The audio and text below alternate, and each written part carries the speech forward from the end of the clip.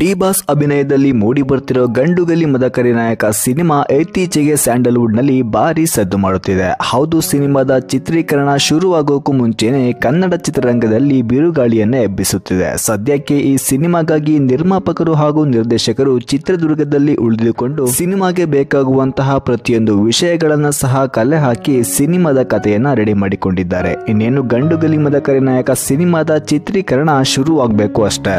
ಈಗ ಈ ಸಿನಿಮಾದ ಮತ್ತೊಂದು ಗಾಳಿ ಸುದ್ದಿ ಹರಿದಾಡ್ತಾ ಇದೆ. ಹೌದು, ತೆಲುಗಿನ ನಟಿ ಕೀರ್ತಿ ಸುರೇಶ್ ಡಿ ಬಾಸ್ ಜೊತೆ ಸಿನಿಮಾ ಮಾಡ್ತಿದ್ದಾರೆ. ಆದರೆ ಯಾವ ಸಿನಿಮಾ ಮಾಡ್ತಿದ್ದಾರೆ ಎಂಬುದು ಕನ್ಫರ್ಮ್ ಕೂಡ ಆಗಿಲ್ಲ. ಆದರೆ ಕೆಲವೊಂದು ಮಾಹಿತಿಗಳ ಪ್ರಕಾರ ಕೀರ್ತಿ ಸುರೇಶ್ ಡಿ ಬಾಸ್ ಜೊತೆ ಗಂಡುಗಲಿ ಮದಕರಿ ನಾಯಕ ಸಿನಿಮಾದಲ್ಲಿ ಕಾಣಿಸಿಕೊಳ್ತಿದ್ದಾರೆ ಎಂಬ ಮಾಹಿತಿ ಸಿಕ್ಕಿದೆ.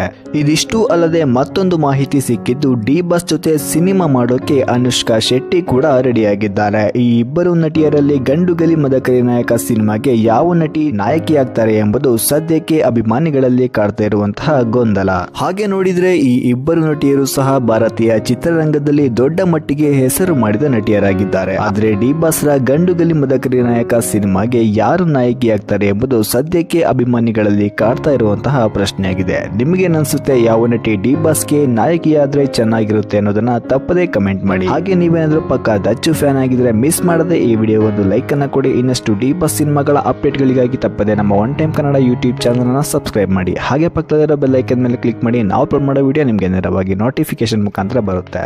ಧನ್ಯವಾದಗಳು.